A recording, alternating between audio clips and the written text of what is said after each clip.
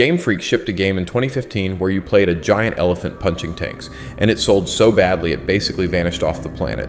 The studio that prints money with Pikachu has a graveyard of weird side projects you have probably never heard of, and the list is longer than you think. Because here's the thing nobody talks about. Game Freak is not just a Pokemon company. Since 1996, they have quietly released a string of strange, ambitious, genre-hopping experiments, and almost every single one of them has been buried. No sequels, no remasters, no mention at investor briefings. Just gone. So why does a studio sitting on the most valuable entertainment franchise on Earth keep gambling on bizarre side games it then abandons? Let me walk you through the casualties. Start with Drill Dozer. Game Boy Advance 2005 in Japan, 2006 in the West. You played a girl named Jill in a mech suit with a giant drill on the front, and it was directed by Koichi Uyama with music by none other than Go Ichinos, one of the core Pokemon composers. It was charming, it was inventive, it reviewed well, and then it sold so poorly that Game Freak never made another one. Jill cameos as a spirit in Super Smash Bros. Ultimate, and that is basically the only acknowledgement the character has gotten in 2 decades.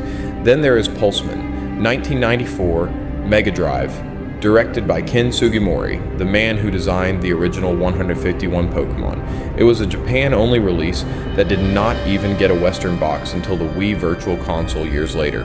Pulseman shows up as a move in the Pokemon games as Volt Tackle's spiritual ancestor, and that is about all the love he gets. Now here's the part that genuinely surprised me. HarmoKnight, 2012 on the 3DS eShop, a rhythm platformer where you ran through levels in time with the music. It was made by a small team inside Game Freak as part of an internal program called the Gear Project, which was specifically designed to let staff pitch non-Pokemon ideas. It got decent reviews, it quietly disappeared. No sequel, no port, nothing. And the Gear Project is the key to this whole story because it explains why these orphans exist at all. Game Freak's leadership, including Junichi Masuda, has openly said they worry about staff burning out making only Pokemon, so they let small teams build small experiments. The catch? Those experiments have to survive in the actual market, and the actual market does not care that your rhythm platformer was made by the Pikachu people. If this kind of behind the curtain stuff is your thing, hit subscribe because I go down these rabbit holes constantly. Now let's talk about the one that hurts. Pocket Card Jockey, 2013 in Japan, 2016 worldwide on 3DS. It is a solitaire game. About horse racing, you play solitaire to power up your jockey as he rides around a track. It sounds insane. It is genuinely one of the best handheld games of the last 15 years, with a Metacritic in the high 80s and a cult following that will not shut up about it.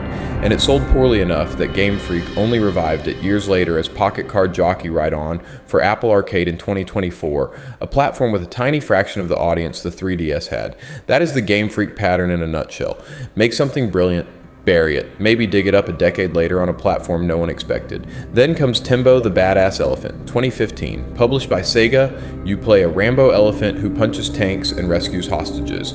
The studio swung for a big Western console audience on PS4, Xbox One, and PC. It bombed hard. Reviews were mixed, the price felt high for what was there, and Sega and Game Freak both moved on within months. No sequel, no port to Switch.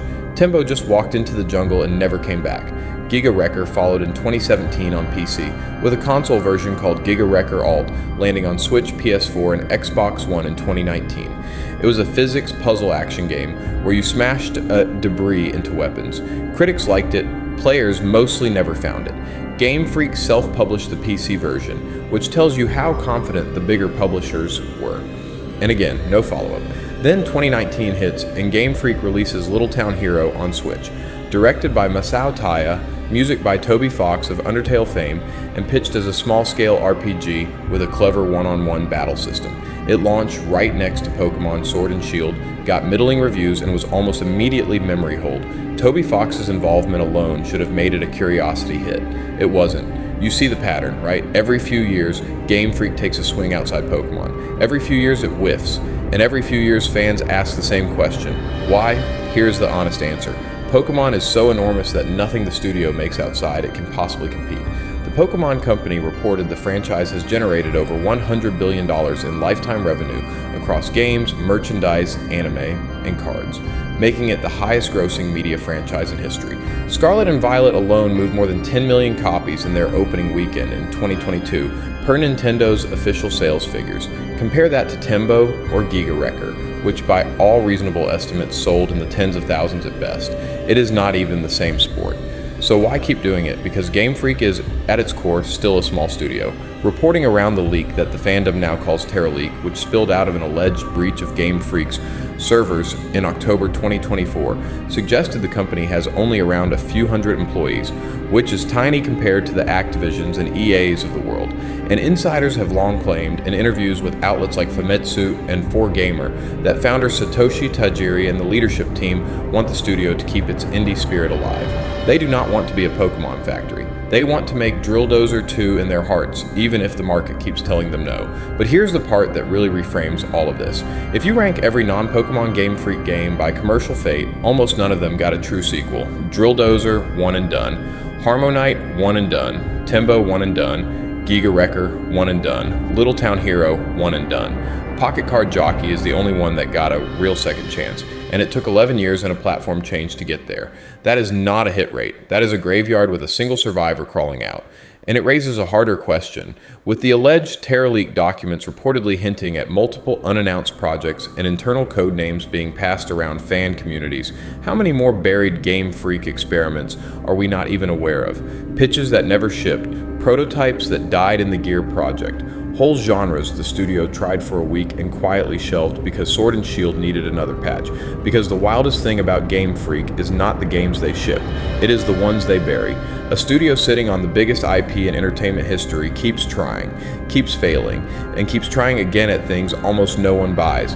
That is either reckless or it is the only thing keeping them sane. So next time someone tells you Game Freak only makes Pokemon, you can hand them a list of 7 dead side projects and ask them which one they want resurrected first. Mine is Pocket Card Jockey, obviously. If you learned something weird today, smash that like and subscribe, because the gaming industry is full of buried bodies and I am still digging.